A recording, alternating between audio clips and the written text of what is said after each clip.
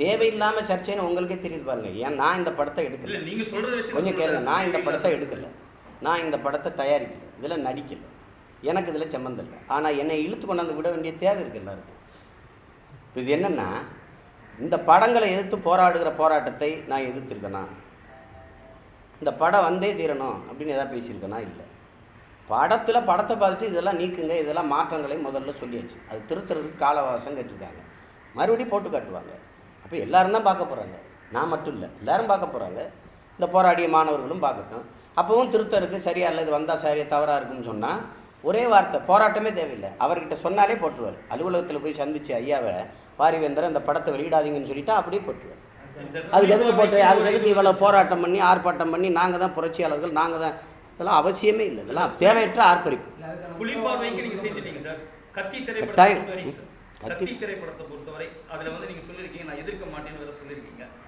அது அவசியம் இல்லைன்னு நான் நினைக்கிறேன். கத்தி திரைப்படத்தை பொறுத்தவரை உங்களுக்கு தெளிவாக நீங்கள் விளங்கிக்கணும். இந்த படம் லைக்காவே எதிர்க்கிறாங்களா, படத்தை எதிர்க்கிறாங்களா, இதுதான் இங்கே நீங்கள் நுட்பமாக பார்க்க வேண்டியது. இப்போ ஒன்று நீங்கள் கவனிங்க, டெரரிஸ்ட் மல்லி, இந்த இனம் 3 படத்தையும் எடுத்தவர் சந்தோஷிகம். ஒவ்வொரு படத்தையும் நாங்கள் எதிர்த்துருக்கோம். ஆனால் ஒவ்வொரு காலகட்டத்திலையும் இவன் மிகச்சிறந்த இயக்குநர்களோடு ஒளிப்பதிவு செஞ்சுக்கிட்டே இருக்கிறார். துப்பாக்கியில் முருகதாஸோட, இப்போ அஞ்சான் லிங்குசாமியோட, ராவணன் மணிரத்னத்தோட, இப்படி எல்லாரோட. ஆனால் அந்த அவர் சந்தோஷிவன் ஒளிப்பதிவு செஞ்ச படங்களையெல்லாம் நாங்கள் திரையிடக்கூடாதுன்னு எதிர்த்தமாக நுட்பமாக நீங்கள் பார்க்கணும்.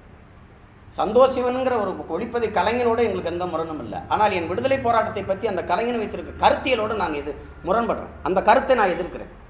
அப்படி நீ தவறாக பதிவு செய்யக்கூடாதுங்கிறேன். அதுக்காக அஞ்சான் படத்தில் எப்படி நீ இனம்ங்கிற ஒரு படத்தை எடுத்துகிட்டு, நீ என் இனத்துக்கு எதிராக எடுத்துகிட்டு நீ இப்படி ஒரு படத்தை எடுத்தால் நான் போராடலையே, படம் ஓடித்தானே இருக்குது. லைக்காங்கிறவர் யார்? ஒரு தமிழன். ராஜபக்சேயோட அவர் என்ன வியாபார தொடர் வச்சிருக்கிறாருங்கிறது குற்றச்சாட்டு. காமன்வெல்த் பொதுநலவாய மாநாட்டிற்கு அவர் போய் பங்கேற்றுட்டார், வர்த்தக மாநாட்டில்னு குற்றச்சாட்டு. இந்த நிலத்தில் நாங்கள் இந்திய பிரதமரோ இந்திய நாட்டின் தலைவர்களோ எவரும் போய் காமன்வெல்த் மாநாட்டில் பங்கேற்கக்கூடாதுன்னு தெருவில் இறங்கி போராடணும்ல. அப்படி லைக்கா மொபைல் இருக்கிற தேசங்களில் நடந்த போராட்டத்தினை நீ சுபாஸ்கரன் அங்கே போகக்கூடாதுன்னு ஏன் வேடிக்கை பார்த்துருந்தீங்க? நான் லட்சுமி மிட்டல் போர் நடக்கும்போது சிங்கள இராணுவத்துக்கு எல்லா அலைத்தொடர்களும் செஞ்சு கொடுத்தாருன்ட்டு ஏர்டெல்லில் வாங்கி ஒவ்வொரு அட்டையாக நொறுக்கி போட்டோம்ல, போராடணும்ல. அப்படியே நீங்கள் இங்கே போராடல, ஏன் இப்படி வேடிக்கை பார்த்துருந்தீங்க? இந்த லைக்கா மாநாட மயிலாட அங்கே நடத்துச்சுல்ல, அப்போ ஆயிரக்கணக்கான என் மக்கள் கைதட்டி கோடியாக காசை கொட்டி கொடுத்தாங்கல்ல. இவன் போனவர் இனத்துரோகி, எதுக்கு நீங்கள் இங்கே போய் பார்க்குறீங்கன்னு ஏன் போராடலை, ஏன் தடுக்கலை? இளையராஜா கச்சேரி கொண்டு நடத்துனாங்களா ஐயா, இளையராஜா கச்சேரியை அப்போ இதே மாதிரி தான் லைக்கா தான் நடந்துச்சு, ஏன் நீங்கள் தடுக்கலை? இங்கிலாந்து இந்த இலங்கை இப்போ கிரிக்கெட் அடிச்சு லைக்கா தானே விளம்பரதாரர், அவர் தான் நடத்தினார், ஏன் நீங்கள் எதிர்த்து போராடலை? கத்தின்னு ஒரு படம் எப்போ தமிழ்நாட்டு எடுப்பாரோ அப்போ போராடலாம்னு பொறுத்துக்கிட்டு இருந்தீங்களா எல்லாரும்? அதுக்கு உங்களுக்கு சீமா கிடைச்சானா? நீங்கள் போராடுங்க. இத்தனை போராட்டம் போராடிருக்கேன் இந்த 5 ஆண்டுகளில். யார் என் போராட்டத்தை ஆதரிச்சு நின்றுது? இந்த மாணவர்கள், இந்த கேள்வி கேட்குறவர்கள். ஏன் சீமான் போராடலைன்னு சொன்ன இவங்க யாராவது இந்த இலங்கை இராணுவ கருத்தரங்குக்கு இந்தியாவில் இந்திய இராணுவ தளபதிகளோ தலைவர்களோ பங்கேற்கக்கூடாதுன்னு 2 தடவை பெரிய ஆர்ப்பாட்டம் போராட்டம் செஞ்சினேன். என்னை ஆதரிச்சு நின்றது எத்தனை பேர்? அப்போ இதெல்லாம் எப்படி இருக்குது? அப்போ நாங்கள்லாம் ஒரு அடிமை மாதிரியும், நீங்கள் வச்சது வேலையாள் மாதிரியும், நீங்கள் குச்சியை காட்டினா குட்டி கடிக்கணும் குரங்கு மாதிரியும் அப்படியா நடக்கிறது? எதை போராடணும் போராடக்கூடாதுன்னு தீர்மானிக்கிற ஒரு அறிவும் ஆற்றலும் திறனும் இல்லாத முட்டாள்களாக நாங்கள் இவ்வளோ பெரிய பேர் இயக்கத்தை கட்டி நடந்து போகிறோம். ஒரு தேசிய விடுதலை போராட்டத்தில் இவ்வளோ பெரிய அரசியல் இயக்கங்களை எதிர்த்து 2011 தேர்தலில் இனத்தை கொன்ன காங்கிரஸ் துணை நின்ன கட்சிகளை தொலைச்சி எடுக்கிறதுக்கு ஒத்தையாள களத்தில் நின்று ஒருத்தன் கூட வரல. அன்னைக்கு காங்கிரஸும் திமுக வென்றிருந்த நேரம் என்னை கொண்டிருப்பான்ல, பதில் யார் வருவானா சொல்லுங்கள் பார்ப்போம். இந்த தேர்தலில் இனப்படுகொலையை பற்றி மேடையில் தேர்தல் பரப்புரையில் பேசுறதுக்கு ஒரு தலைவர் இந்த நாட்டில் இருந்தது உண்டா? ஆளாளுக்கு எல்லாம் அப்படி அவங்கவுங்க கட்சி அவங்கவுங்க கூட்டணி போய் வாய மூடிட்டாங்க. ஈழம்னோ இத்தனை பேர் செத்துருக்கானோ பேசுறதுக்கு நாதி இல்லை, கத்தி பேசிட்டு இருந்தேன். தொடர்ச்சியாக காருக்கு முன் இருக்கையில் பயணிச்சு அந்த இதில் முகமே ஈறிக்கு போச்சு. அப்படி இந்த பக்கம் வலது பக்கம் இயங்கலை. அதோட தான் சென்னையில் 3 நாள் பரப்புரைச்சு. கண் இமைக்காது, கண்ணை வாய் கோணிக்கிடுச்சு. ஆனாலும் என் கண்ணை எங்களைனாலும் என் எண்ணம் தோற்றக்கூடாதுன்னு போராடினேன் எங்களத்தில். இதில் என்ன, இதில் கத்திப்பட இருங்க. நீ எந்த போராட்டத்தை செஞ்சுருக்க? நீ லைக்காவுக்கு எதிராக லைக்கா நிறுவனத்தை எதிர்க்கிறியா, படத்தை எதிர்க்கிறியா?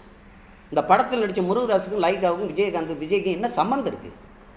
வெகுளிகள் தெரியல. கருணாங்கிற ஒருத்தர் ஏற்கனவே எடுத்துருக்கிறாரு, அவர் லண்டன்லேருந்து வந்திருக்காரு, வில்லு படம் எடுத்துருக்காரு, கூப்பிட்றாருன்னு போய் நடிக்க போயிட்டாங்க. இவர் பணத்துக்காக பொருளாதார வசதி இல்லாதனால லைக்காவை சேர்த்துக்கிட்டாரு. இதில் உங்களுக்கு முதல்லையும் நீங்கள் இவ்வளோ காலம் போராட்டத்தில் மூழ்கி கிடக்கிற எனக்கே லைக்கா போனது வச்சது இந்த இதெல்லாம் தெரியல. நீ முதல்ல என்ன சொல்லியிருக்கணும், அனுப்பி இப்படி ஒரு இப்படி இருக்குன்னா அப்போயே கூப்பிட்டு விஜய் நடிக்காதீங்க, முருகதாஸ் இந்த படத்தை இயக்காத, அவர் கருணாவை கூப்பிட்டு லைக்கா விட்டுட்டு வெளியில் வந்தால் எடுங்க, இல்லை எடுக்காதீங்க, படத்துக்கு பிரச்சனை வந்துருக்குன்னா ஒரே நாளில் விட்டு போயிடும். விஜய்க்கு முருகதாஸுக்கும் தயாரிப்பாளர் கிடைக்காமையா லைக்கால் நடிக்கிறாங்க? தொடக்கத்தில் விட்டுட்டு முக்காவாசி படம் முடியும் போது கத்தி படத்தை நிறுத்துனா நீங்கள் லைக்கா நிறுவனத்தை எதிர்க்கிறீங்களா, விஜய் எதிர்க்கிறீங்களா, இந்த படத்தை எதிர்க்கிறீங்களா? உங்கள் நோக்கம் என்ன? இப்போ அது ரொம்ப முக்கியம். இவ்வளோ காலம் அந்த கத்தி படத்தை ஒருவேளை லைக்கா எடுக்கலை, என்ன பண்ணியிருப்பீங்க? இந்த சண்டியர் பட கதை தான். இந்த படத்தில் விஜய் முருகதாஸும் இல்லை, சாதாரண புதுமுகம் புது இயக்குனர், எதிர்த்து போராடி இருப்பீங்களா? அது பதில் சொல்லுங்கள். யாராவது போராடி இருப்பீங்களா? அன்னைக்கு கமல்ஹாசன் நடிக்கும்போது சண்டியர் பெரியதாக இருந்தது, சாதாரண ஒரு நடிகர் நடிக்கும்போது சண்டியர் பெருசாக இல்லை. அப்போ நீங்கள் லைக்கா நிறுவனத்துக்கு எதிராக போராடுவோம், வாங்க அங்கே போராட்டத்தை தொடங்குங்க, அட்டையை பாவிக்காதீங்க, நொறுக்கி போடுங்க, அவர் நிறுவனங்களை முற்றுகிடுங்க, அதுக்கு ஆதரவு தெரிவிக்கிறேன், நானும் போராடுறேன். படத்தை ஒழிச்சுப்புருன்னா விஜய் அழிச்சுப்புரு, முருகதாஸ் அழிச்சுப்புரு, பாரிவேந்தர் அழிச்சுப்புரு, காந்தியை ஒழிச்சுப்புரு, யாரோ வச்சுருப்போம், எல்லாரும் பகையாளியாக்கிட்டு இந்த படத்தோட தயாரிப்பாளர் லைக்காவை வெளியேற்றதுக்கான வழிமுறை எதனா இருக்கு? அதெல்லாம் வேலை செய்யாமையா இருப்போம். அவரை கூப்பிட்டுருக்கு, வந்து விளக்கம் தர சொல்லியிருக்கு. ஏன்னா அவ்வளவு சாதாரண இந்த இடத்துல உட்காந்துருக்கோம்னா சாதாரண வேலையில் செஞ்சுட்டு உட்காந்துருப்போம். எவ்வளோ பேசுவோம், எவ்வளோ வேலைகளை செய்வோம், எத்தனை பேரோட தொடர்பு எடுத்து இதை எப்படி சரி பண்ணுறதுன்னு. எல்லாருக்கும் பிரச்சனை பண்ண தெரியும், பிரச்சனையை சரி பண்ணுற இடத்துல இருக்கிற பிள்ளைகள் நாங்கள், பிரச்சனையவே பண்ணிக்கிட்டு இருக்கிற ஆள் இல்லை. அதுக்காக சுபாஸ்கரனை என்ன கொலை செஞ்சிடணுமா? அவனும் ஆள் தானே, தமிழன் தானே, தெரிஞ்சிருந்தால் இனிமேல் அந்த தொடர்பு ஏன் அதை துண்டிச்சுக்கிறதுன்னு சொன்னாலும் கேட்டுக்கிற போகிறாங்க. இது எல்லாத்தையுமே பகைச்சிக்கிட்டு சண்டை போடணும். ராஜபக்ஷ காசு கொடுத்துட்டாருன்னா, ராஜபக்ஷ காசு கொடுத்து தமிழ் படம் எடுக்கிறானா? இதெல்லாம் உலகத்தில் வேணால் நம்புவானா? கேட்டால் தவறான கருத்துக்களை பரப்பிடுவாங்கன்னு. எங்களை மீறி வந்து ராஜபக்ஷ இனத்துக்கும் மொழிக்கு எதிராக படத்தை எடுத்துட்டு வெளியிட்டு போயிடுவாரா? ஏன் இப்போ புலி படத்தை எதுக்குறீங்க, இப்போ நீங்கள் இந்த கட்சி படத்தை எதுக்குறீங்க, அப்போ பேசாமல் இருந்துருவீங்களா? யார் அவன் படம் என்னவா வருது? படம் அருமையான படமாக வரப்போகுது, அதை எதுக்கு போட்டு எடுத்துக்கிட்டு கிடக்குற? இந்த படத்தை நடிக்கிறதுக்கு முன்னாடி விஜய்க்கு முருகதாஸுக்கு லைக்காவுக்கு என்ன சம்பந்தம்? படம் 10 நாளில் படப்பிடி முடிஞ்சு வெளியேறிட்டா விஜய்க்கு முருகதாஸுக்கு லைக்காவுக்கு என்ன சம்பந்தம்? ஒரு குழந்தைய வில்லன் பிடிச்சி வச்சுக்கிட்டு கத்தியை கழுத்தில் வச்சுருக்கான், சேரதான் வில்லனை வீழ்த்தணும், குழந்தையும் காப்பாற்றணும்ல, சேர்த்து கொள்ளுவர்னா இதான் தர்மமா? இதான் போராட்ட வடிவமா? இதான் முறையா? கத்தி படத்துக்கு போராட்ட காலம் அங்கே இருக்குது, இந்த லைக்காவுக்கு இங்கே இல்லை. இந்த படம் முடிஞ்சிருச்சுன்னா லைக்கா இனிமேல் படம் எடுக்காத வெளியேறுன்னு சொன்னால் போயிடுவார். அவர் படம் எடுத்து பிழைக்கணும்னு ஒன்றும் அவர் இல்லை, அவருக்கு அது ஒரு தேவையில்லை. அடுத்ததாக சீமான் சார் மேலே பரவலாக பேசப்படுற ஒரு குற்றச்சாட்டு, நான் வந்து சீமான் சாருக்கு வந்து விஜய் வந்து கால் ஷீட் கொடுக்குறாரு அப்படின்னு நிறைய சீட்டு சார், இதுக்கான ஒரு இது மாதிரி ஒரு பைத்தியக்காரத்தனம் இல்லை. 3 வருஷம் காக்க வச்சுட்டு நடிக்கலை அவர். நியாயமாக பார்த்தா அவர் மேலே எனக்கு கோவம் தான் இருக்கணும். 3 வருஷம் காத்திருந்தேன், நடிக்கலை. அது தனிப்பட்ட முறையில் ஒரு தமிழனா ஒரு நியாயமானவனை காப்பாற்ற வேண்டியிருக்கு. உண்மையிலே அவன் குற்றவாளின்னு சொல்லுங்கள், நானே படத்தை நிறுத்திடுவேன். இதெல்லாம் கொடுமை இல்லையா?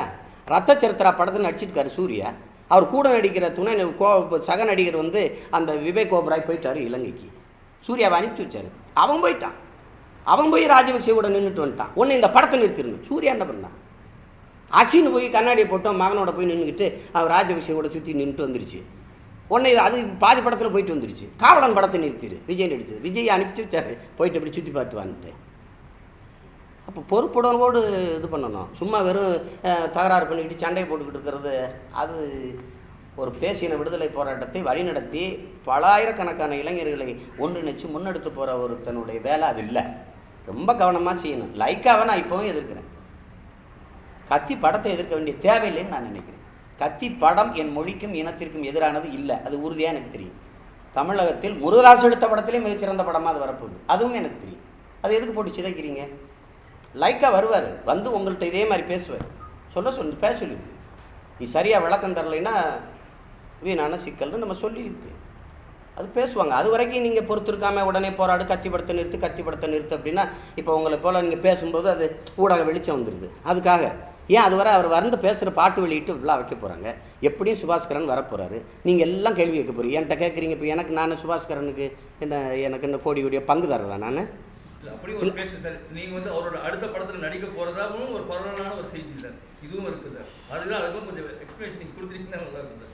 நான் படம் தயாரிக்க போகிறது தானுக்கு, அதுக்கே 3 வருஷம். விஜய் படத்தையே நான் அவருக்கு தான் தயாரிக்கிறதா இருந்தது. என்னுடைய தேதி தான் துப்பாக்கி, அது தெரியும்ல உங்களுக்கு.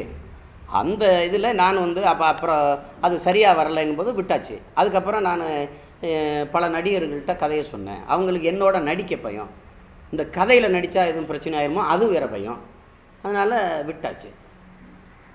இப்போ படம் எடுக்கிறதுக்கு எனக்கு நேரம் இருக்கான்னு யோசிக்கணும். அது இது இருக்குல்ல.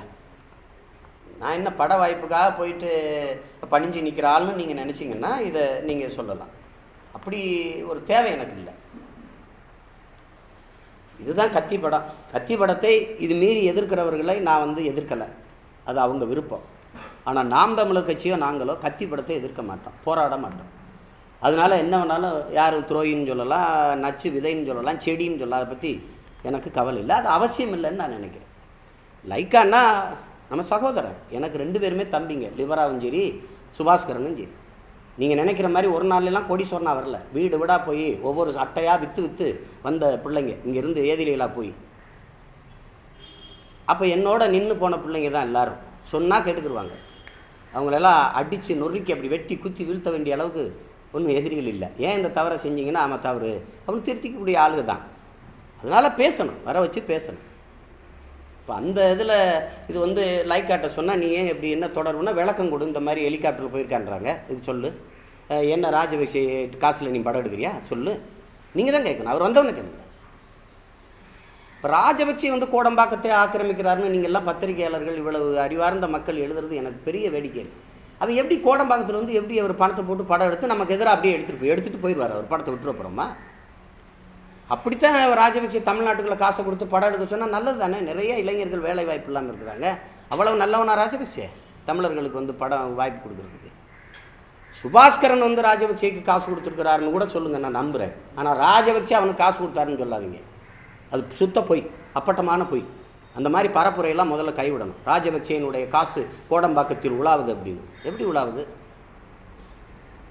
ராஜபக்ஷே சுபாஸ்கரன் மட்டுமா காசு கொடுத்துருக்கான்? நீங்கள் கொடுத்துருக்கீங்க. ராஜபக்ஷேக்கு இவர் கொடுத்துருக்காரு, நான் கொடுத்துருக்கேன், நீங்கள் கொடுத்துருக்கீங்க.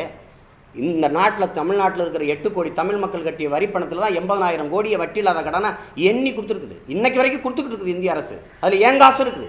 நானும் தான் துரோகி, நீங்களும் தான் துரோகி, ஒவ்வொருத்தரும். அப்படி பார்த்தா கத்தி படத்தை எடுத்துரு, லைக்கா வந்து பண்ணிட்டாருங்க. என் இனத்தை கொல்றதுக்கு ஆயுதத்தை கொட்டி கொடுத்த நாடு அமெரிக்கா. எனக்கு கள்ளச்சந்தையில் ஆயுதத்தை விற்றது அமெரிக்கா. என்னை காட்டி கொடுத்து ஆயுதத்தை கப்பலில் வந்து ஆயுதங்களை அழிச்சது அமெரிக்கா. மாதம் ஒரு படம் வெளியிடுது. எடுத்து ஏன் போராடல நீ அமெரிக்காவை எதிர்த்து? இந்த சன் தொலைக்காட்சி இடத்துல இங்கே வந்து 6 தடவை ஸ்பைஸ் செட்டு விமானம் கொழும்புக்கு பறந்து போய் வருது. சன் பிக்சர்ஸ் வெளியிடுற படத்தையெல்லாம் மல் கட்டிட்டு நிறுத்துறீங்களோ? பைத்தியக்காரத்தனம். யாரை எதிர்க்கிறது? யார் இது? படம் என் இனத்துக்கு எதிராக இருக்குதா? அது எவனாக இருந்தாலும் தூக்கி வீசலாம். ஒன்று நீங்கள் தெரிஞ்சுக்கிறீங்க, எங்கள் விடுதலை போராட்டத்தை எங்களை விட ஆதரிச்சு நின்ன சிங்களவனு இருக்கான், அதுக்காக செத்தவனு இருக்கான், அதுக்காக சிறையில் கடந்து வாடுறவனு இருக்கான். எங்கள் உடன் பிறந்தவர்கள், இந்த இனத்தில் பிறந்தவர்கள் இந்த போராட்டத்தை காட்டி கொடுத்த துரோகின்னு இருக்கான் அந்த இனத்தில். அப்போ 2 இருக்குது. அதெல்லாம் ஆறாமரம் யோசித்து நிதானமாக தான் கால் எடுத்து வைக்கணும். பட்டக்குன்னு எடுத்து சண்டை போட்டு இவன் சரி கிடையாது துரோகி, இவன் சரி கிடையாது ஒழிச்சு போடு, இவன் சரி கிடையாது, யாரை வச்சு போராட போகிற? இருக்கிறதே தமிழ் தேசிய இனத்தில் கொஞ்சம் பேர் தான் உயர்ந்த நிலையில் இருக்கான். எல்லாரையும் கொண்டுட்டு இன்றைக்கி தான் இந்த இனத்தில் ஒருத்தன் உச்ச நட்சத்திரமாக உயர்ந்த நடிகனாக வளர்ந்து வரான். இவளால் எம்ஜிஆரை கொண்டாடணும் ஒரு 50 வருஷம், அப்புறம் 30 வருஷமாக ரஜினிகாந்தை கொண்டாடணும். இன்றைக்கி தான் அந்த இடத்துக்கு ஒரு தமிழ் பிள்ளை வரான், அவனை கொன்னுறாங்க. இதான் வேலை. சுத்த பைத்தியக்காரன். கத்தி படம் கருத்து என்ன? கத்தி படம் என் மொழிக்கும் இனத்துக்கும் எதிராக வந்தால் நீங்கள் எல்லாம் யாரும் தேவையில்லை, நானே ஒரு ஆள் போராடி நிப்பாட்டிடுவேன். அது இடம் படம் இனத்துக்கு ஆதரவான படம், எதிரான படம் இல்லை, அவசியமான படம். லைக்கா நிறுவனத்தை இப்போ இல்லை, எப்போவும் நான் எதிர்க்கிறேன். விளக்கம் சொல்லி தெளிவாக மக்கள்கிட்ட விளங்க வைக்காத வரை அந்த நிறுவனத்தை எதிர்க்கிறேன். அதுக்கு எதிராக போராட்டத்தை தொடங்க வேண்டியது அங்கே. அதுக்கெல்லாம் வேலை நடக்குது. மேசைக்கு மேசை கூப்பிட்டு பேசுவோம் சுபாஸ்கரனோட. எதுக்கு சண்டை போடணும்? நீ என்ன வேலை செஞ்சுருக்க? இது என்னது? என்ன பிரச்சனை? இவ்வளோ குற்றச்சாட்டு வருது, வாய் திறக்காமல் உட்காந்துருக்கேன், பேசுன்னு சொன்னால் பேச போகிறாரு. இதுக்கு ஒரு ஆர்ப்பாட்டம், இதுக்கு ஒரு போராட்டம். ராஜபக்ஷே மகனே வந்து தயாரிச்சுட்டு போயிட்ட மாதிரி கத்திக்கிட்டு இருந்தா இது சரியில்லை. இந்த கத்தி படமே என்னைய குத்துறதுக்காக எடுத்த மாதிரி இருக்குது. கத்தின்னு இது ஒரு பிரச்சனையே கிடையாது. இதில் நான் எங்கே வர்றேன்? சுபாஸ்கரனோட நான் பங்குதாரராக இருக்கேன்னா, இல்லை இந்த படத்தில் எனக்கு எதுவும் பேச இருக்கா? அல்லது ஒன்றும் இல்லை. இப்போ இந்த புலிப்பார்வை திரைப்படம் பற்றி எழுந்திருக்கிற பிரச்சனைகள், அதையொட்டி என் மீது சுமத்தப்பட்டிருக்கிற குற்றச்சாட்டு, அது மேலே வருகிற பிரச்சனை, இதுக்கெல்லாம் விளக்கம் கொடுக்க வேண்டிய தேவை இருக்குது.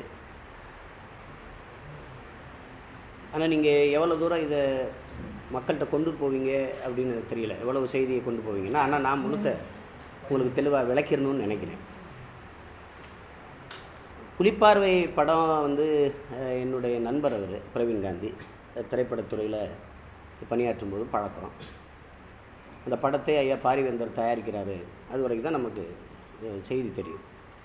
படத்தை எடுத்து முடிச்சுட்டு அவர் நீங்கள் பார்க்கணுன்னு 2-3 தடவை அழைச்சார். சரி போட்டு காட்டுங்க பார்ப்போம் என்று நானும் என்னுடைய கட்சி தம்பிகளும் போய் பார்த்தோம். பார்த்த உடனேயே அவர் எடுத்திருக்கிறதுல தம்பி பாலச்சந்திரனை வந்து சீருடையை போட்டு எடுத்துட்டார். அது அவர்கிட்ட கேட்கும்போது அவர் தப்பான்னு கேட்குறாரு. அப்படியே அவருக்கு அது குறித்து தெரியல, அவருக்கு அது தெரிஞ்சு எடுக்கலை, தெரியாமல் எடுத்துட்டார். அப்போ அந்த மாதிரி சீருடையோட வந்தால் எவ்வளவு சிக்கல் வருங்கிறத நான் விளக்கி அவருக்கு சொன்னேன். அதுக்கப்புறம் அவர் புரிஞ்சுக்கிட்டு சரி அதை என்ன செய்யலான்னாரு, நீங்கள் முழுக்க அது மாற்றி எடுத்து தான் ஆகணும் என்று சொல்லிட்டேன். அதோட சின்ன சின்ன காட்சிகளில் நிறைய காட்சிகளில் மாற்றம் தேவைப்பட்டுச்சு. தவறான கருத்துக்கள் வருவது, சில இடங்களில் தேசிய கொடி தலையில் தொங்க விடப்பட்டிருந்தது. இதெல்லாம் அவங்க கவனித்து எடுத்தாங்களோ கவனிக்காமல் எடுத்தாங்களோன்னு தெரியல. அப்போ நாங்கள் எல்லாத்தையும் குறிச்சுக்கிறோங்க, இதெல்லாம் மாற்றிருங்க என்று சொன்னோம். அதெல்லாம் மாற்றிக்கிற ஒத்துக்கிட்டார். அதுக்கப்புறம் ஐயா நெடுமாறன், அண்ணன் வைகோ, புகழேந்தி தங்கராசு போன்றவங்களாம் திரையிட்டு காட்டுங்க, அவங்களுடைய கருத்துக்களையும் கேட்டுட்டு அதுக்கப்புறம் நீங்கள் ஒரு முடிவுக்கு வாங்க என்று சொல்லிட்டு வந்துட்டேன். திருப்பி ஐயா நெடுமாறனே தொடர்பு கொண்டு கேட்கும்போது நீங்களே ஐயாவை பார்க்குறதுக்கு கொஞ்சம் சொல்லுங்களேன்னா நானும் ஐயாட்ட வேண்டிக்கிட்டேன், ஐயா அதை கொஞ்சம் பாருங்க ஐயா அப்படின்னு. அப்போ ஐயாவும் நானும் திருப்பி பார்த்தோம். எனக்கு ஏற்பட்ட அதே சந்தேகங்கள், அதே திருத்தங்கள் ஐயாவுக்கும் வந்தது. ஐயாவும் மறுபடி காந்தி அவர் வீட்டில் போய் சந்தித்து ஐயாட்ட கேட்கும்போது இந்தந்த மாற்றங்களை நீங்கள் செஞ்சுருங்க என்று சொல்லிட்டாங்க. அப்போ அந்த மாற்றங்களை எல்லாம் சீருடையோட தம்பியை காட்ட முடியாது, அப்படி காட்டினால் படத்தை திரையிட அனுமதிக்க முடியாதுன்னு நம்ம சொன்னதுக்கு பிறகு அவங்க முழுக்க நாங்கள் தெரியாமல் இதை செஞ்சிட்டோம், அந்த இப்படி ஒரு பிழை வரும்னு நினைக்கல, நான் மாற்றிடுறேன்னு சொல்லிட்டாங்க. அதுக்கப்புறம் தான் சரி நீங்கள் எடுத்துகிட்டு வாங்க, முழுக்க மாற்றிட்டு வாங்கன்னு சொல்லி விட்டுறோம். இப்போ இதில் இதோட இந்த பாட்டு வெளியீட்டு விழா வருது. பாட்டு வெளியீட்டு விழாவுக்கு வந்து நீங்கள் வரணும், நீங்கள் சொன்ன திருத்தங்களை நாங்கள் செஞ்சிடோன்னு ஒத்துக்கிட்ட பிறகு அண்ணன் வைகோலாம் வர்றாங்க, நீங்களும் வாங்கணும்னு. சரி எல்லோரும் அண்ணன்லாம் வர்றாங்கன்னு நானும் வர ஒத்துக்கிட்டு போனேன். அங்கே மேடைக்கு போகும்போது போய் அமர்ந்த பிறகு தான் அண்ணன் வரலைன்னு எனக்கு தெரியும். அதோட இதில் இப்போ என் மேலே என்ன எழுப்படுதோ நான் எதிர்க்கலை அப்படிங்கிறது அது பெரிய குற்றச்சாட்டாக இருக்குது. முதல்ல இந்த படத்தில் இருக்கிற ஆட்சேபிக்கக்கூடிய தவறான கருத்துக்களை சொல்லி வந்த இந்த கருத்துக்களெல்லாம் முதல்ல எதிர்த்ததே நாங்கள் தான். அதை எதிர்க்கிறது என்பது இப்படி கோஷம் போட்டு கத்துவதும் பத்திரிக்கையாளரை கூட்டி வச்சு அதை எதிர்க்கிறோன்னு சொல்கிறது மட்டும் இல்லை. இப்போ இந்த படத்தை எடுத்தவர் ஆப்பிரிக்காவிலேயே அமெரிக்காவிலே இல்லை, அருகில் தான் இருக்கிறார். கூப்பிட்டா இப்போ கூப்பிட்டா கூட வந்துடுவார். அவர்கிட்ட சொன்னாலே கேட்குற நிலையில் இருக்கிறாங்க. ஒருவேளை இந்த படம் தப்பாக இருக்குது போடுங்க வெளியிடாதீங்கன்னா அதையும் கேட்கக்கூடிய ஆளு தான். ஐயா பாரிவேந்தரோ அல்லது நண்பர் பிரவீன் காந்தியோ சொன்னால் கேட்டுக்கிடுவாங்க. கோரிக்கைகளை ஏற்கப்படாத கோரிக்கைகள் எங்கே ஏற்கலையோ அங்கே தானே போராட்டம் தேவைப்படுது. சொல்கிறதெல்லாம் நான் செஞ்சுக்கிறேன் திருத்திக்கிறேங்கிற இடத்துல எதுக்கு தேவையில்லாமல் இவ்வளோ போராட்டம்? இதில் சீமான் இதை எதிர்க்கலை அப்படி, நான் எதிர்க்கலைங்கிறது யாருக்கு தெரியும்? நான் எதிர்க்காமையே அவங்க திருப்பி எடுக்க சம்மதிச்சு இவ்வளோ தூரம் மறுபடியும் படத்தையே திருப்பி நாங்கள் அந்த தம்பி சீருடையோடு எடுத்த காட்சிகள் எல்லாம் நாங்கள் மாற்றி திருப்பி எடுத்துக்கிட்டு வரோம்னு போகிறாங்க. அப்போ இது தேவையில்லாமல் ஒரு குழப்பத்தை விளைவிக்குது. இந்த படத்தை எதிர்க்கணும் சம்பந்தமாக கேள்வி கேட்கணும்னா படத்தை எடுத்தவர்கிட்ட தயாரிப்பாளர்கிட்டே கேட்கணும். அது கேட்காம படத்தை நிறுத்திடணும்னா ஆட்சேபிக்கக்கூடிய காட்சிகளெல்லாம் நாங்கள் மாற்றிக்கிறோம் நீக்கிக்கிறோம்னு சொல்லும்போது எதற்காக இந்த போராட்டங்கள் தேவைப்படுதுன்னு நீங்கள் பார்க்கணும். இதே மாதிரி தான் மெட்ராஸ் கவே படத்துக்கு. மெட்ராஸ் கவே படம் முழுக்கவே தவறாக எடுக்கப்பட்டிருந்தது. எடுத்தவர் வந்து வட இந்தியாவில் இருந்தார், அவரோட நம்ம தொடர்பு கொள்ள முடியல, படத்தை நீங்கள் தடுக்கணும்னு நம்ம கேட்டோம். இனம் படம் வரும்போது நீங்கள் கவனிக்கணும், இனம் படத்திற்கு எதிராக இத்தனை கட்சிகள் 60-20 இயக்கங்கள் கூடி எங்கேயாவது போராடியதை நீங்கள் பார்த்ததுண்டா? இல்லை. நாங்கள் தான் பேசணும். அப்போவும் இதே மாதிரி பெரிய அளவிற்கு போராட்டங்களை செய்யாமல் படத்தை எடுத்தவர் வாங்கி வெளியிட்டிருப்பவர் நம்ம சகோதரர் லிங்குசாமிங்கிறதுனால அழைச்சி பேசணும். அழைச்சி பேசும்போது அண்ணா என்ன சொல்லுங்கன்னு, படத்தில் இந்த மாதிரி ஆட்சேபிக்கக்கூடிய தவறான கருத்துக்களை சொல்லக்கூடிய காட்சிகளை நீங்கள் நீக்கிட்டு திரையிடுங்க அப்படின்னு. அவர் மும்பையில் இருந்தார். அப்போ அதை எதிர்த்து நம்ம கட்சி பிள்ளைங்கள் கூட அங்கே போய் அவரை அந்த படப்பிடிப்பு தளத்தில் முற்றுகிட்டு கொஞ்சம் போராடினாங்க. அப்போ உடனே எனக்கு எடுத்தபோது நான் சொன்னேன். அப்போ அவர் சொன்னார், இல்லைன்னா நான் காட்சிகளை நீக்கிட்டு அது மாதிரி கூட வேணாம், நான் படத்தையே எடுத்துடுறேன் அப்படின்னு, படத்தை திரையரங்கிலேருந்து எடுத்துடுறேன் நான் சொன்னார். சரி எடுத்துருங்க அப்படின்னு. அதுக்கு நன்றி சொல்லி கூட நான் அறிக்கையெல்லாம் வெளியிட்டேன். இது எங்கோ ஒரு தொலைதூரத்தில் இந்த படத்தை வந்து வேண்டாத ஒரு சிங்களம் எடுத்துகிட்டு வந்துட்டான்னா நீங்கள் சண்டை போடுறது சரி. நம்மளால தானே எடுத்திருக்காங்க, சொன்னாலே கேட்டுக்கிற போகிறாங்க. இதுக்கு எதுக்கு இவ்வளோ ஆர்ப்பாட்டம், இவ்வளோ போராட்டம்? இதில் சீமான் எங்கிட்டு துரோகியானா? நான் எதிர்க்கலைன்னா இவர்களுக்கு இல்லாத அக்கறை எனக்கு இல்லாமல் போயிடுமா என்ன? இவர்களுக்கு இருக்கிற அக்கறை இப்போ என்னை விட இதில் ரொம்ப அக்கறையாளர்களா என்ன? பாலச்சந்திரன் ஒரு என் தம்பியை வந்து சீருடையோட படத்தில் காட்டுறதுக்கு அனுமதிச்சிருவேனா என்ன? அப்போ இதை தேவையில்லாமல் ஏதோ அவர் எதிர்க்காத மாதிரி அமைதியாக இருக்கிற மாதிரி அப்படின்னு சொல்லிவிட்டேன். மாற்றி எடுத்துகிட்டு வந்து காட்டுறேன்னு இருக்காரு. அதுக்கப்புறம் மாற்றி எடுத்துகிட்டு வந்து காட்டலைன்னா தானே நம்ம சண்டை போடணும், படத்தை வெளியிடாதீங்கன்னு தயார் பண்ணணும். அப்போ இது தேவையில்லாத ஒரு குழப்பம். ஏன் இது வருது அப்படின்னு நீங்கள் நுட்பமாக பார்க்கணும். எப்போவுமே திரைப்படத்தை எதிர்த்து பேசுனா ஒரு புகழ் வெளிச்சம் வருது. நீங்களே பார்க்குறீங்க. சண்டியர்னு ஒரு பேரை வச்சு மதிப்பிற்குரிய ஐயா கமலஹாசன் அவர்கள் நடிக்கும்போது எவ்வளவு எதிர்ப்பை சந்திச்சாருன்னு நீங்கள் பார்க்குறீங்க. அதே சண்டியர்னு இப்போ பேர் வந்து படம் விடுது. ஏன் யாருமே எதிர்க்கலை? ஏன்னா அதில் நடித்தவர் கமலஹாசன், இதில் நடித்தவர் யாருன்னே தெரியாது. அப்போ எது ஒரு எதையோட மோதினால் ஒரு இது வருதோ, அது பிரச்சனையாகுதோ, அது வெளிச்சம் வருமோ, ஊடக வெளிச்சம், அதை ஒரு பிரச்சனையாக்கிக்கிறது அப்படின்னா இது எப்படி ஏற்கிறது? அப்போ இது தேவையற்ற போராட்டமாக தான் நான் பார்க்குறேன். இதில் நான் இதை எதிர்க்கலை, இந்த படத்தை ஆதரிக்கிறேங்கிறது சுத்த பொய். இந்த படத்தில் இவ்வளவு திருத்தங்களும் சொல்லியிருக்கேன். பிரவீன் காந்திகிட்ட கேளுங்க, எழுதி கொடுத்துருக்கேன். இதை தான் நீங்கள் மாற்றணும், உரையாடலில் இதை மாற்றணும், காட்சியில் இதை மாற்றணும், உடையில் இதை மாற்றணும். அவ்வளவே நான் எடுத்துகிட்டு வந்து திருப்பி போட்டு காட்டுறேன்னு சொல்லியிருக்காரு. இதுக்குள்ளே எதுக்கு இவ்வளோ போராட்டம்? இதில் எங்கே சீமான் வந்து துரோகி ஆகிப்போனா? இவ்வளோ காலம் எங்கே இருந்தாங்க இவங்கெல்லாம்? இப்போ இது அர்த்தமற்ற வேலை. அதோட மாணவர்களை நாங்கள் நாம் தமிழர் கட்சி தாக்கிட்டோங்கிறது பட்டமான ஒரு பொய் பரப்புகிறேன். இது தாக்குறது இந்த மாதிரி வேலைகள் எல்லாம் அந்த இந்த என்ன சொல்கிறது, இந்த காலித்தன வேலைகள்லாம் எங்கள் கட்சிக்கும் இல்லை, அந்த கட்சி பிள்ளைகளுக்கும் பழக்கம் இல்லை. மேடையில் எல்லோரும் உட்கார்ந்துருக்குறாங்க. நான் போனது ஏன் போனேன்னு கேட்குறாங்க. அது மாணவர்கள் எப்படி வந்தாங்களோ அப்படி தான் நான் வந்தேன். அந்த அழைப்புதலில் லயாலா கல்லூரி மாணவர்கள்னு போட்டிருக்கு, அவங்களும் உள்ளே வந்திருக்கிறாங்க. அதே போல் நான் வந்திருக்கேன். ஒரே வித்தியாசம், நான் மேடையில் இருக்கேன், அவங்க கீழே இருக்கிறாங்க. அவங்க சத்தம் போடும்போது மத்திய அமைச்சர் இருக்கிறனால காவல்துறை உடனே அப்புறப்படுத்தி வெளியில் கூட்டிகிட்டு போயிடுது. அங்கே என்ன நடந்ததுன்னு நமக்கு தெரியாது. அப்புறம் தாக்கும்போது வேடிக்கை பார்த்துருந்தார், சலனம் இல்லாமல் தண்ணி குடிச்சிட்டு இருந்தார். இதெல்லாம் சுத்த அயோக்கியத்தனம். இதெல்லாம் பச்சை போய் பரப்புறேன்.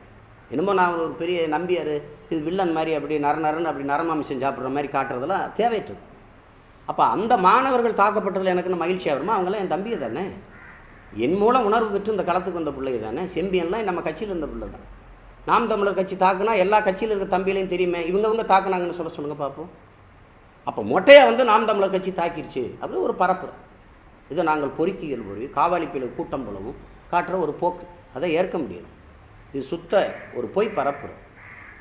அப்படி எங்கள் கட்சி தம்பிகள் யாராவது தாக்குனாங்கன்னா ஒரு 2 பேர் பேரை சொல்லுங்கள். அப்படி யாரையும் சொல்ல முடியாது. ஏன்னா அரங்கத்தை விட்டு எங்கள் பிள்ளைகள் அசையலை. அப்போ இது தேவையற்ற ஒரு பரப்புரை. இது உலகம் முழுமைக்கும் இருக்கிற என் தாய் தமிழ் உறவுகள் முதல்ல ஒன்றை புரிஞ்சுக்கணும்.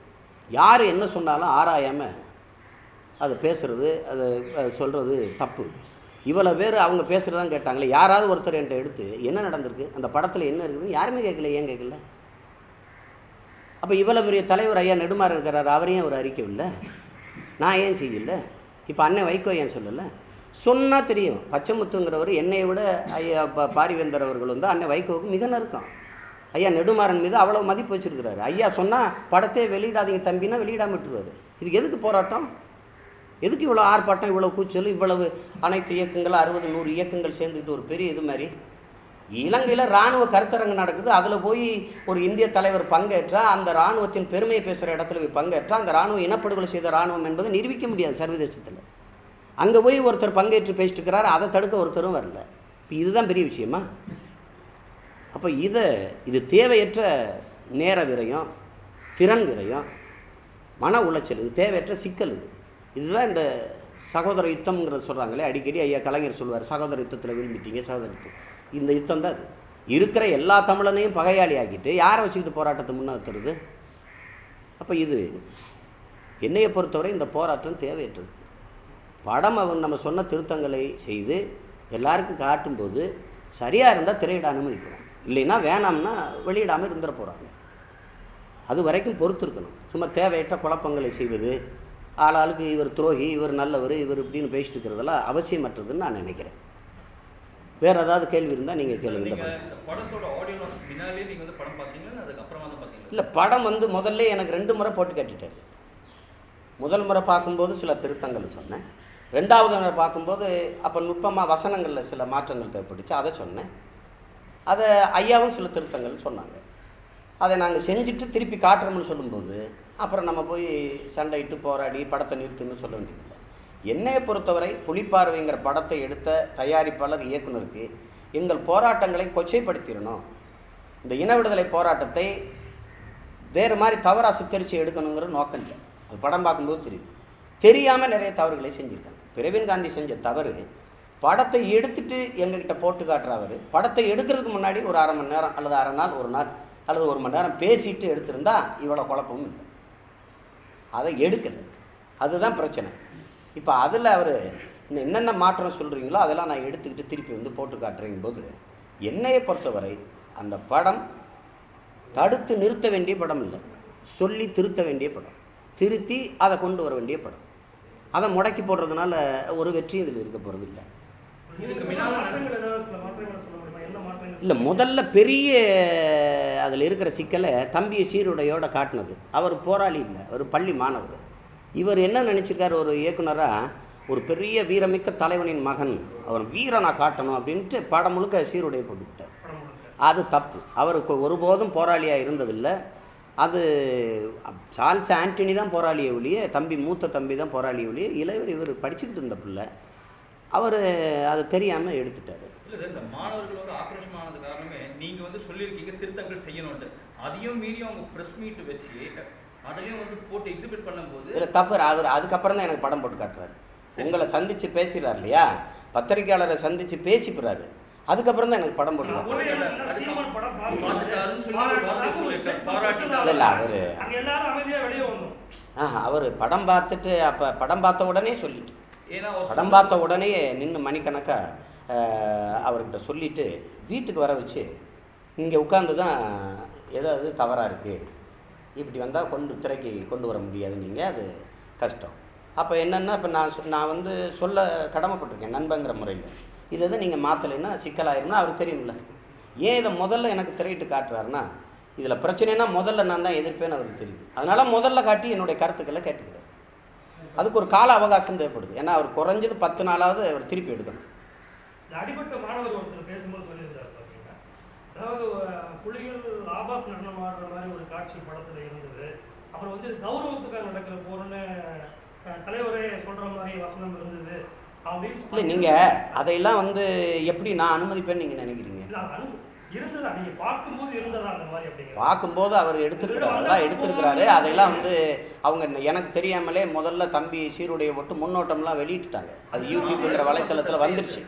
வந்த பிறகு தான் உலகம் பூரா எடுத்து தம்பிகள் என்கிட்ட பேசுகிறாங்க. பேசும்போது பார்த்துக்கலாம் விடு அப்படிங்கிறாங்க. அப்போ பார்த்துன்னு உடனே விட்ட சொல்லிட்டேன், இதெல்லாம் தூக்கிடுங்க அப்படி. இதெல்லாம் விட கொடுமை நடக்குது. இந்த பேர் எடுத்த படத்தில் இருக்க அந்த புகைப்படம் இருக்கு பாருங்க, அதை எடுத்து சிங்களம் தெருவா விட்டிட்டான் பாருங்க. இந்த பாருங்க அவர் குழந்தை போறாரு, புரியுதா? அது தெரியாமல் நடந்துருச்சு. அதை இப்போ திருத்தி இந்த படத்தை அவர் செய்யணும். அது அவருக்கு அதுக்கு வருத்தம் தெரிவிப்பார் அவர். அதை இப்போ அட்டையிலே முதல் அட்டையிலே போடுறேன்னு இருக்காரு. அதெல்லாம் அதுப்பா படம் முழுக்க எப்படின்னா அவருக்கு அழைத்து கொண்டு வச்சுருக்காங்க பாருங்க, அந்த இடத்துல அவர் வெறுமையிலோட இருக்காரு பாருங்க. அது வரைக்கும் அவர் சீருடையோட எடுத்துட்டார். படம் முழுக்கன்னா இன்னும் ஒரு 15 காட்சி வச்சுக்கிறீங்களேன், ஒரு 20 காட்சி வச்சுக்கிறீங்க. எது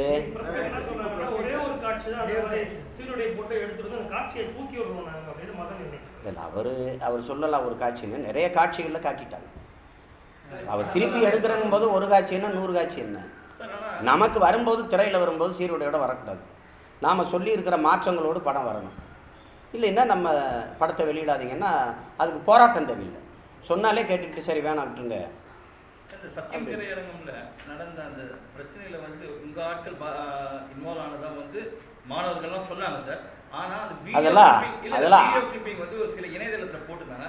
அதில் பார்த்தா உங்கள் மாநாட்டில் இருக்கிற சிலர் அதுலேயும் இருக்கிறாங்க. அது எப்படி இது? ஒருபோதும் அது கிடையாது. நம்ம இப்போ பசங்க அந்த மாதிரி செய்கிற ஆளுகளும் கிடையாது. யாரையாவது சொல்லுங்கள். எல்லாருக்குமே என் கட்சியிலோட நெருக்கமான தொடர்பு இருக்குது. அந்த மாணவர்களுக்கு ஒருத்தர் பேரை சொல்லுங்கள் அடித்தது. பின்னாடி வேணால் நின்றுப்பாங்க. அடித்தது யாருன்னு அவங்களுக்கு தெரியும். அவங்க பேரை தான் சொல்லணும். என் கட்சி பேரை சொல்லக்கூடாது. அதில் நோக்கம் தப்பாக இருக்குல்ல. நோக்கம் தப்பாக இருக்குது. நீ வந்து நாம் தமிழர் குண்டாசு அப்படி சொல்லக்கூடாது. நாம் தமிழர் குண்டர்கள் அப்படின்னு சொல்லக்கூடாது. ஆனால் ஒரு ஆபாசம் நடக்கிற மாதிரியோ அந்த மாதிரி கௌரவத்துக்கான பொருள் பிரபாகரன் சொல்கிற மாதிரியோ ஒரு காட்சியை வைக்கிறவங்களோட நோக்கம் என்னவா இருக்கும்? நீங்கள் அதை எப்படி பார்க்குறீங்க நீங்கள்? இல்லை, அது வந்து அது அப்போ ரெண்டு தரப்புலையும் விமர்சனங்கள் இருந்தால் தான் தணிக்கை கிடைக்கும்னு நினச்சி எடுத்துருக்கலாம். இப்போ நாம் அதை அனுமதிக்கல, திருத்துறாங்க. அவ்வளோதான். நிறைய பேருவே அது இப்படி சொல்லுவது ஆங்கிலத்தில் ஜஸ்டிஃபை பண்ணணும்பாங்க இல்லையா. ஒரு தரப்பு படம்னா தணிக்கை கிடைக்காது. ஏன்னா இதுவரை ஈழத்தை ஆதரவாக எடுத்த படங்களில் தேன்கூடு தான் மிகச்சிறந்த படம். ஆமாம், மிகச்சிறந்த படம். அதை வெளியிட முடியல. ஆமாம், முடியல. இதெல்லாம் தெருவில் தோல் ஒதுக்கி வச்சுட்டு தெருவாக அலைஞ்ச ஒரு ஆள் நான். அதுவும் தேன்கூட எவ்வளவோ முயற்சி பண்ணி தோற்று போய் போட்டேன். அந்த தயாரிப்பாளருக்கு ஒரு 1.25 கோடிக்கு மேலே இழப்பு. ஒன்றும் பதில் பேச முடியல. அப்போ எனக்கு கூட வருத்தம் இருக்குது, அந்த படத்துக்கு ஏன் தணிக்கை கொடுக்கலைன்னு. ஆனால் நமக்கு எப்போது எதிர்கருத்து வருகிற படங்களுக்கு தணிக்கை தருகிற அரசு நமக்கு ஆதரவாக இருக்கிற படங்களுக்கு தராது. இப்போ இதில் எல்லாமே எதிராக இல்லை. சில கருத்துக்களில் வரலாற்று போராட்ட தெளிவு, வரலாற்று பார்வை இல்லாமல் பிழை இருக்குது. அதை நம்ம திருத்திட முடியும். இல்லை இப்படி தான் வெளியிடுவோம்னா அதை ஒரே நொடியில் தடுத்துடவும் முடியும். அப்போ போராட்டம் தேவையில்லை. நான் சொல்கிறது உங்களுக்கு விளங்குதுன்னு நினைக்கிறேன். இப்போ நேராக எங்கள் ஐயாட்ட போய் பச்சை ஐயாட்ட, ஐயா பையன் படம் தப்பாக இருக்குது, வெளியிடாதீங்க ஐயா. சரிப்பா அப்படின்னு போட்டுரு.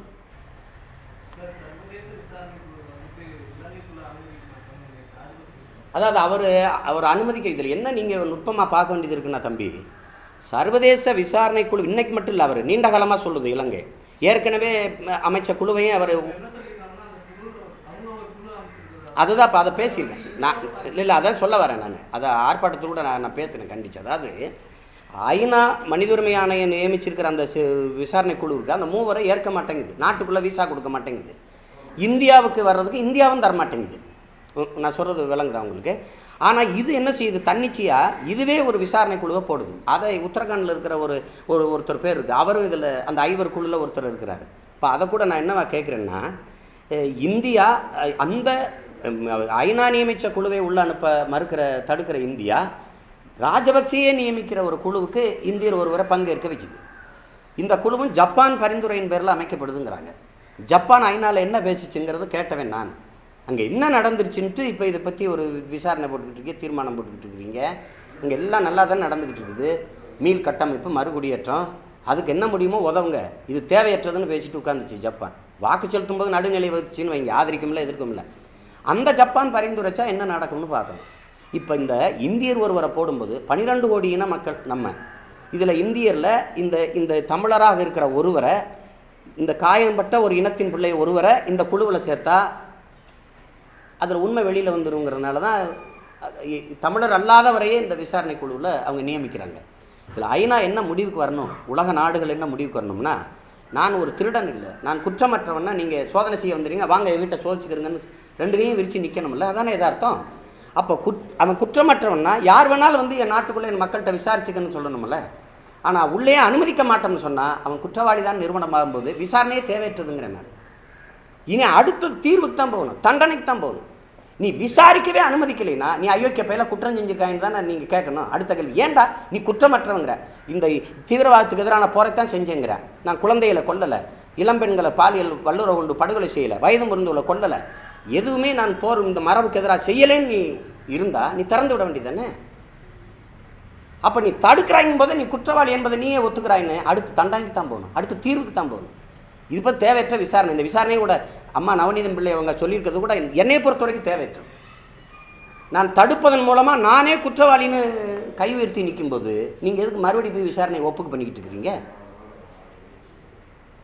இப்போ நாங்கள் என்ன போராட்டத்தை முன்னெடுக்கிறோம்னா, புலம்பெயர்ந்த தேசங்களில் இருக்கிற என் தாய் தமிழ் உறவுகள்கிட்ட மட்டும் இந்த விசாரணை செஞ்சு பயன் இல்லை. இங்கே ஏன்னா புலம்பெயர்ந்த தேசங்களுக்கு, அந்நிய தேசங்களுக்கு, தொலைதூர நாடுகளுக்கு போகிற அளவுக்கு வசதி இருக்கிறவங்க போயிட்டாங்க. அங்கேயும் போக முடியாமல் பல ஆண்டுகளாக இங்கே ஏதிலிகளாக என் நிலத்தில் இருக்கிற லட்சக்கணக்கான மக்கள் இருக்கிறாங்க, பல்லாயிரக்கணக்கில். இவங்ககிட்டையும் நீங்கள் விசாரணை நடத்தி வாக்குமூலம் பெறணும்னு நம்ம சொல்கிறோம். இப்போ அதுக்கு தான் இந்தியா விசா கொடுக்க மாட்டேங்குது. அதைத்தான் இப்போ தமிழக முதல்வர்கிட்ட பரிந்துரைத்து கடுமையாக ஒரு சண்டையை போட்டு உள்ளே விட இங்கே வந்து இருக்கிற என் மக்கள்கிட்டையும் விசாரிக்க சொல்லு, வாக்குமூலம் பெற சொல்லு அப்படின்னு இப்போ நம்ம செய்ய போகிறோம். அது அக்டோபர் 30க்குள்ளே அதை செய்யணும். இப்போ அடுத்த கட்ட நகர்வு நீ அதை நோக்கித்தான்.